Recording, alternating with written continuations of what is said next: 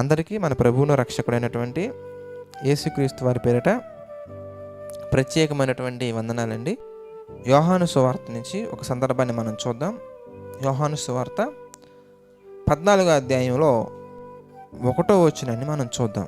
మీ హృదయమును కలవరపడనీయకుడి. దేవుని యొక్క వాక్యం ఎంతో స్పష్టంగా ఈ ఉదయకాల సమయమున ఒక మాట తెలియచేస్తుంది. ఏంటంటే అది హృదయాన్ని కలవరపడనీయకూడదు. ఇంతకీ హృదయంలో కలవరం ఎందుకు వస్తుంది? మనం జాగ్రత్తగా గమనించాలి.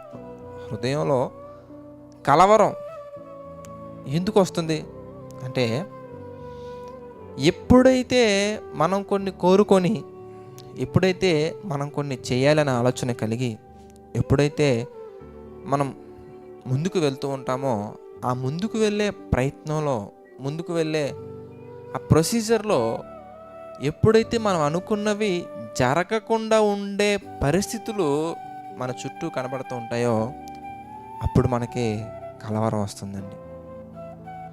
అప్పుడే మనకి ఒక భయోందోళన.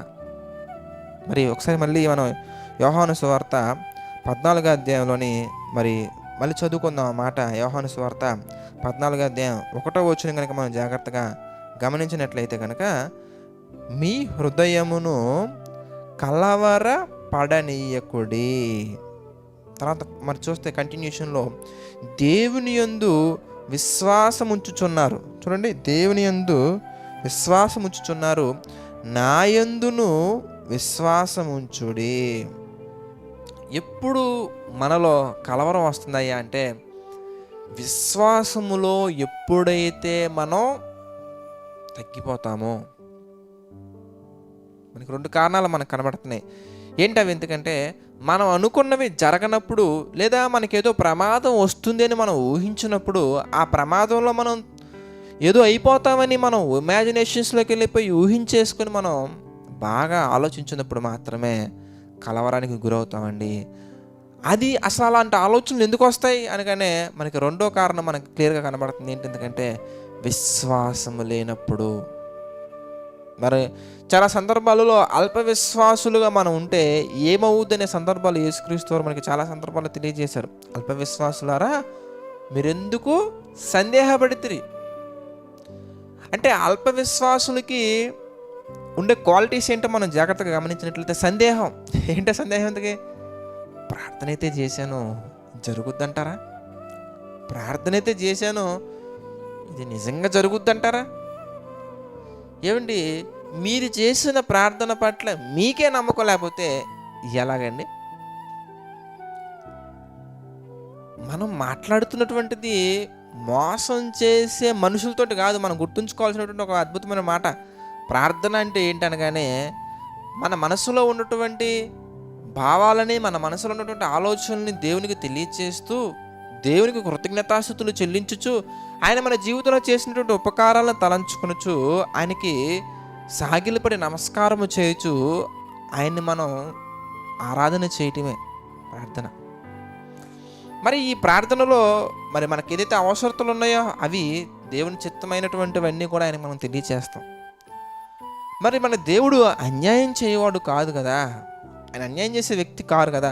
అలాంటప్పుడు మనకి అన్యాయం జరుగుతుందని మనం ఎందుకు ఆలోచిస్తున్నాం? అన్యాయం జరుగుతుంది ఎందుకు మనం బాధపడిపోతాం అంటే, అది కేవలం మన విశ్వాసం అనేది మాటల దగ్గరే ఉంది, మనసంతా లేదు గనక.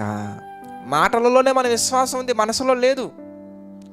మాటల్లోనే మన విశ్వాసం ఉంది, హృదయంలో లేదు. మాటల్లోనే మన విశ్వాసం ఉంది, క్రియలలో లేదు గనుక. అందుకే అల్ప విశ్వాసులారా, మీరెందుకు సందేహపడుతురి? మత్తయి సువార్తలో మనం గమనించొచ్చండి. అల్ప విశ్వాసులారా, మీరెందుకు సందేహపడ్డారు? అలాగే అల్ప విశ్వాసులారా, మీరెందుకు భయపడుతురి? చూడండి, భయం ఎవరికి వస్తుందయ్యా అంటే అల్ప విశ్వాసం ఉన్నటువంటి వారికి. భయం ఎవరికి వస్తుందయ్యా అంటే, సందేహం ఎవరికి వస్తుందయ్యా అంటే అల్ప విశ్వాసులకే. యోహాను గారు రాసినటువంటి మొదటి పత్రిక 5వ అధ్యాయంలో మనం గమనించవచ్చు. 4వ వచనం మనం చూద్దాం. దేవుని మూలముగా పుట్టిన వారందరూ, చూడండి చక్కగా ఉందాం. దేవుని మూలముగా పుట్టిన వారందరూ లోకమును జయించుదురు, లోకమును జయించిన విజయము ఏమంటారంటే, లోకమును జయించిన విజయము మన విశ్వాసమే. అంటే లోకములో ఎదురయ్యే ప్రతి శోధనను మనం జయించాలంటే, లోకములో మనకు ఎదురయ్యే ప్రతి పరీక్షను మనం జయించాలంటే మనకు కావాల్సింది ఏంటి? ఎందుకంటే విశ్వాసం కావాలి. కనుక ఈ ఫ్యాక్టర్స్ అన్నీ ఎఫెక్ట్ చేస్తున్నాయి. మన హృదయం ఎందుకు కలవరపడుతుంది, మనం ఎందుకు చింతిస్తున్నామంటే ఈ ఫ్యాక్టర్స్ అన్నీ మనల్ని ఎఫెక్ట్ చేస్తున్నాయి. ఎందుకంటే మనకు ఎదురయ్యే పరీక్షను మనం జయించలేకపోతున్నాం, మనకు ఎదురయ్యే శోధనను మనం జయించలేకపోతున్నాం, మనకు ఎదురయ్యే ప్రతి పరిస్థితుల్లో మనం ఎందుకు కృంగిపోతున్నామంటే మన విజయాన్ని మనం సాధించలేకపోతున్నాం కనుక మనం కృంగిపోతున్నాము. ఎందుకు సాధించలేకపోతున్నామయ్యా అంటే విశ్వాసులుగా మనం లేం గనక. ఎందుకు మనకు సందేహం వస్తుంది? ఇది అవుద్ది అంటారా, నిజంగా జరుగుద్ది అంటారా? నాకేమో జరిగే అవకాశాలు ఏం కనిపించట్లేదు. బ్రదర్, నిజంగా జరుగుద్దా బ్రదర్? ప్రార్థన చేయించుకుంటారండి చాలామంది బ్రదర్స్ కానీ సిస్టర్స్ కానీ ప్రార్థన చేయించుకుంటారండి. ప్రార్థన చేయించుకొని ప్రార్థనలో ఏమని ప్రార్థన చేస్తాం మనం? ఎందుకంటే తండ్రి మేము ఎవరి మీద ఆధారపడట్లేదయ్యా, ఇదిగో మీ మీద ఆధారపడుతున్నామయ్యా అని ప్రార్థన చేస్తారు. కానీ చేసే పనులన్నీ ఎలా ఉంటాయంటే బయటికి వెళ్ళిన తర్వాత ప్రతి ఒక్కరి మీద ఆధారపడతారు, ప్రభు మీద తప్ప. ప్రార్థనలో మాత్రం ప్రభువా నీవే నాకు ఆధారం అయ్యా, నీవే నాకు ఏడమయ్యా, నీవే నాకు నిరీక్షణ అయ్యా, నీవే నాకు బలమైనటువంటి దాగుచోటు అయ్యా, నీవే నా బలమైన కొండయ్యా. ప్రార్థన మాత్రం అద్భుతంగా ఉంటుందండి. కానీ మన ప్రవర్తన ప్రభువు మీద ఆధారపడే విధంగా ఉండట్లేదు. ఎందుకంటే వాళ్ళని నమ్ముకుంటాం, వీళ్ళని నమ్ముకుంటాం, వాళ్ళ మీద ఆధారపడతాం, వీళ్ళ మీద ఆధారపడతాం. ఏమండి, ప్రార్థించి మన ప్రయత్నం మనం చేయటం వరకే. ప్రతి ఫలితాలు ఇవన్నీ కూడా ప్రయోజనమైనవా కావా అని ఆలోచించి మన జీవితానికి ఉపయోగపడేవి ఆయన తీసుకొస్తారు. అందుకే మత్తయి సువార్త 6వ అధ్యాయంలో మనం గమనించవచ్చు ప్రియులారా, మీకేం కావాలనో మీ తండ్రికి తెలుసు. ఎప్పుడు తెలుసు? అడగక మునిపే తెలుసు. మరి ఎందుకు అడగమంటున్నారయ్యా అంటే నీ మీద ఆధారపడే తత్వం ఉందా లేదా అన్న విషయం నీకు తెలియాలి కదా. ఆయనకైతే తెలుసు నీకేం కావాలో, ఆయన ఇవ్వచ్చు, ఇచ్చే అవకాశాలు కూడా ఉన్నాయి. కానీ ఇక్కడ ఎవరు గ్రహించాలి? మనం గ్రహించగలగాలి. ఏం గ్రహించగలగాలి? ఎందుకే నేను దేవుని మీద ఆధారపడుతున్నానా లేదా, నేను దేవుని ఎడల మంచి ఉద్దేశాలు కలిగి ఉన్నానా లేదా, నాకు విశ్వాసం ఉందా లేదా అనేది మనకు తెలియాలి. చూడండి, చిన్న సమస్య వచ్చిన వెంటనే, చిన్న శోధన వచ్చిన వెంటనే చాలండి సతమతం అయిపోతూ ఉంటామండి. అందుకే ఎందుకు విజయాన్ని సాధించలేకపోతున్నామయ్యా, ఎందుకు సందేహపడుతున్నామయ్యా, ఎందుకు మనకు భయం వస్తుందయ్యా? చూడండి, చాలామంది చిన్న చిన్న ఎగ్జాంపుల్స్ నుంచి మనం ఆలోచించవచ్చండి. బ్రదర్ ఎగ్జామ్స్ బ్రదర్ కొంచెం టెన్షన్గా ఉంది, కొంచెం భయంగా ఉంది బ్రదర్. ఎందుకు తమ్ముడు భయం అంటే ఫెయిల్ అయిపోతానేమో, ఎగ్జామ్ పాస్ అవుతాను లేదా డౌట్గా ఉంది. అంత సందేహం ఎందుకు? ఎందుకంటే ఎగ్జామ్స్ అప్పుడే కాదు, ఎగ్జామ్స్ ముందటి దినాలలో కూడా, ఎగ్జామ్స్ ముందటి వారాలలో కూడా ప్రభు యొక్క సన్నిధిలో ఆయన్ని ఆరాధించడానికైతే నీకు సమయం లేదు, కానీ ఆదివారం పూట ఆటలాడుకోవడానికి మాత్రం సమయం ఉంది. లోక సంబంధంగా జీవించావు, ప్రార్థించకుండా లోక సంబంధంగా సినిమాలు చూసావు, ప్రార్థించకుండా లోక సంబంధంగా ఎన్నో కార్యక్రమాలు చేసావు, ప్రార్థించకుండా మూవీస్ చూసావు, ప్రార్థించకుండా గేమ్స్ ఆడో, ప్రార్థించకుండా పబ్బులకి వెళ్ళావు, ప్రార్థించకుండా ఫంక్షన్స్కి వెళ్ళావు, ప్రార్థనలో లేకుండా, బైబిల్ చదవకుండా, దేవుని పిల్లలతో సహవాసం చేయకుండా లోక సంబంధంగా ఎన్నైతే చేయొచ్చో నీ లిమిట్ దాటి, లిమిట్ ఎక్సీడ్ అయిపోయి మనకి ఇష్టం వచ్చినట్టుగా మనం బ్రతికాం. అంత బాగుంది. ఎగ్జామ్స్ ముందు మాత్రం బ్రదర్ ఎగ్జామ్స్ అంటే టెన్షన్గా ఉన్న, ప్రార్థన చేయండి బ్రదర్. బ్రదర్స్ అండ్ సిస్టర్స్, ఒకసారి ఆలోచించండి, ఎందుకు నీకు ఆ టెన్షన్ వచ్చేసింది, ఎందుకు నీకు ఆ సందేహం వచ్చేసింది, ఎందుకు మీరు ఇలా మారిపోయారంటే కారణం చెప్పమంటారా? మీలో విశ్వాసం లేదు కనుక. బ్రదర్ నాలో విశ్వాసం రావాలంటే ఏం చేయాలి బ్రదర్? విశ్వాసం రావాలంటే ఎగ్జామ్స్ ముందు వచ్చి విశ్వాసం రావాలంటే అడగటం కాదు బ్రదర్. మన జీవితంలో సమస్య రాకముందే, సమయం ఉన్నప్పుడే మనం ఏం చేయాలి తెలుసా? విశ్వాసంలో బలవంతులు అవ్వాలి. సమయం ఉన్నప్పుడే విశ్వాసంలో మనం బలాన్ని సంపాదించుకోవాలి. సమయం ఉన్నప్పుడే విశ్వాస వీరులుగా మనం మారగలగాలి. సమయం ఉన్నప్పుడే ఒక విశ్వాసిగా ముందు జరగబోయేదాన్ని గ్రహించగలగాలి. మరి విశ్వాసం ఎలా వస్తుంది బ్రదర్ అంటే, రోమీలకు రాసినటువంటి పత్రిక మనం చూస్తే 10వ అధ్యాయంలో మనకు కనబడుతుందండి. రోమీలకు రాసిన పత్రిక 10వ అధ్యాయంలో 17వ వచనం మనం ఒకసారి జాగ్రత్తగా గమనించినట్లయితే కనుక, వినుట వలన విశ్వాసము కలుగును, వినుట క్రీస్తుని గురించినటువంటి మాట వలన కలుగును. అంటే వాక్యము వింటే మనలో విశ్వాసం వస్తుంది. మరి మనం ఏం చేసాం ఇంతకీ? హాలిడేస్ అప్పుడు కానీ, సండేస్ టైంలో కానీ, రిమైనింగ్ డేస్లో కానీ వాక్యం వినకుండా ఉపయోగమైనటువంటి పనులన్నీ చేశాం కనుక మనలో విశ్వాసం తగ్గిపోయింది కనుక, అసలు మనలో విశ్వాసమే లేదు కనుక ఎగ్జామ్స్ వచ్చినప్పుడు భయం వస్తుంది. నిజంగా వాక్యం వినుంటే కనుక, నీ హృదయంలో వాక్యం ఉంటే కనుక నువ్వు ఎగ్జామ్స్ అప్పుడు భయపడవు. నీకు హృదయంలో వాక్యం ఉంటే కనుక ఇంటర్వ్యూస్కి వెళ్ళే ముందు భయపడవు. ఎందుకంటే వాక్యం ఉన్నటువంటి వ్యక్తి వెలుచూపులు చూడడు. విశ్వాసమునకు కర్త అయినటువంటి యేసుక్రీస్తు వైపు చూస్తారు, దేవుని వైపు చూస్తారు, దేవుని మీద ఆధారపడతారు, సొంత శక్తి మీద ఆధారపడరు.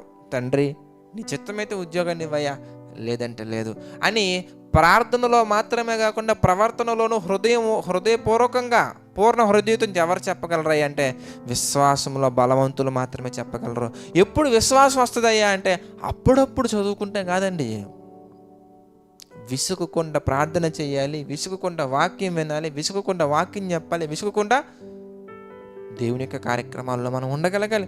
అలా ఉన్నట్లయితే కనుక మనలో భయం ఉండదు. అలా ఉన్నట్లయితే కనుక మనలో సందేహాలు ఉండవు. అలా ఉన్నట్లయితే కనుక మన హృదయం కలవరపడదు. అలా ఉన్నట్లయితే కనుక మన హృదయం చింతకు లోనవ్వదు, మన జీవితం చింతకు లోనవ్వదు. అలా లేని పక్షాలలో మాత్రమే మన హృదయంలో వాక్యము తక్కువైతేనే మనలో విశ్వాసం తక్కువ అవుతుంది. వినుట వలన విశ్వాసం కలుగును అంటే ఎంత వింటే మనం అంత గొప్పగా యేసుక్రీస్తులో బలపడగలం, అంత గొప్ప విశ్వాస వీరులుగా మనం మారగలం. కనుక ఎగ్జామ్స్ అప్పుడు భయపడకండి. ఎగ్జామ్స్ అప్పుడు కాదు, ఏ విషయంలోనైనా కానీ మనం భయపడకనని చెప్పటం వేరండి, భయపడకుండా మీరు ఉండటం వేరండి. మీరు భయపడకుండా ఉండగలగాలంటే కనుక ఏం చేయాలి తెలుసా? ఇప్పటికైనా కానీ మించిపోయింది లేదు ప్రియులారా, ఇప్పటికైనా కానీ సమయం మించిపోయింది ఏది లేదు. మీకు సమయం దొరికినప్పుడు, అవకాశం ఉన్నప్పుడు ఇన్స్టాగ్రామ్ రీల్స్ కాకుండా, అవకాశం ఉన్నప్పుడు యూట్యూబ్లో షార్ట్స్ కాకుండా, అవకాశం ఉన్నప్పుడు పనికిమాలిన పనులు కాకుండా, అవకాశం ఉన్నప్పుడు లోక సంబంధమైన వాటిల్లో కాకుండా అవకాశం కల్పించుకొని మరి, అవసరత కల్పించుకొని మరి దేవుని యొక్క వాక్యాన్ని వినండి, దేవుని యొక్క వాక్యాన్ని చదవండి, దేవుని యొక్క వాక్యంలోని విషయాన్ని గ్రహించండి. అప్పుడు మీరు సందేహం లేని వారై ఉంటారు, అప్పుడు మీరు ధైర్యంగా ఉంటారు, అప్పుడు మీరు లోకాన్ని జయించగలరు. అప్పుడు మీరు జీవితంలో ఎదురయ్యే ప్రతి పరీక్షను, అది ఎగ్జామ్స్ అనగానే స్టడీస్లో వచ్చే పరీక్ష మాత్రమే కాదండి, జీవితంలో ఎదురయ్యే ప్రతి పరీక్షను కూడా మీరు జయించగలగాలంటే ఇదిగో దేవుడు చెప్పిన విధంగా విశ్వాసంలో మనం బలవంతులుగా ఉండాలి. కానీ ప్రతి ఒక్కరు కూడా విశ్వాసంలో బలవంతులుగా ఉంటారని నేను మనస్ఫూర్తిగా ఆశిస్తున్నాను. ప్రార్థన చేసుకుందామండి. ప్రార్థన. ప్రేమ కలిగినటువంటి మా తండ్రి, దయగలిగినటువంటి దేవ, అనేకమైన విషయాలను మాకు తెలియజేసి మీ చిత్త ప్రకారంగా బలపరుస్తూ ముందుకు తీసుకెళ్తున్నందుకు కృతజ్ఞతాస్తుతులు చెల్లించుకున్నాము తండ్రి. మమ్మల్ని దీవించండి, ఆశీర్వదించిన ప్రభా. ఈ ఉదయకాల సమయం తండ్రి మీతో మాట్లాడడానికి, మీ చిత్త ప్రకారంగా మా తండ్రి స్థిరపడటానికి మాకు సహాయం చేశారు. అందుని బట్టి మీకే మహిమ ఘనత ప్రభావాలు చెల్లించుకున్నాం తండ్రి. ప్రభా, ఈ ఉదయకాల సమయంలో మా తండ్రి ఎంతమంది అయితే ఈ యొక్క మార్నింగ్ ప్రేయర్స్ ద్వారా మా తండ్రి మీతో కనెక్ట్ అయి ఉన్నారో తండ్రి, ప్రతి ఒక్కరిని మీరు జ్ఞాపకం చేసుకొని తండ్రి, ఆర్థిక ఆరోగ్య మానసిక సమస్యల్లో తండ్రి కృంగిన ప్రతి ఒక్కరిని మీరు జ్ఞాపకం చేసుకోండి. ప్రతి ఒక్కరికి మీ కృప చూపించండి, నడిపించండి, సహాయం చేయండి. మీ చిత్తమైతే మా తండ్రి ప్రతి ఒక్కరికి ఉన్నటువంటి సమస్యలను ప్రభు మీరు తొలగించండి, సహాయం చేయండి తండ్రి. ప్రభా, పరిచర్యను మా తండ్రి ఇంకా వేగంగా బలంగా ముందుకు తీసుకోవడానికి సహాయం చేయండి తండ్రి. ఈ యొక్క పరిచర్యలో ఆర్థికంగా పాలిభాగస్తులు అవుతున్న వారిని జ్ఞాపకం చేసుకోండి తండ్రి. మరి ఏ విధంగానైనా మా తండ్రి ఈ పరిచర్య నిమిత్తం ప్రార్థిస్తూ సహకారం నిలబడుతున్నటువంటి వారిని మీరు జ్ఞాపకం చేసుకుని తండ్రి. తండ్రి, నమ్మకంగా యథార్థంగా పరిచర్య చేస్తున్నటువంటి సేవకులకు మీరు జ్ఞాపకం చేసుకుని వారి పరిచర్యను మీరు దీవించండి, ఆశీర్వదించండి తండ్రి. మీ చిత్తమైతే ఇంకా అనేకమైన కార్యక్రమాల్లో తండ్రి మేమందరం ముందుకు కొనసాగినట్లుగా సహాయం చేయండి తండ్రి. సమస్త మహిమ ఘనత ప్రభావాలు మీకే చెల్లించుకుంటూ ప్రతి ఒక్కటి మీ చిత్త ప్రకారంగా జరిగించమని వేడుకుంటూ మా ప్రభువును రక్షకుడైన యేసుక్రీస్తు వారి పేరిటి ప్రార్థన అడిగి వేడుకుంటున్నాము తండ్రి. ఆమెన్. అందరికీ వందనాలండి. God bless you all.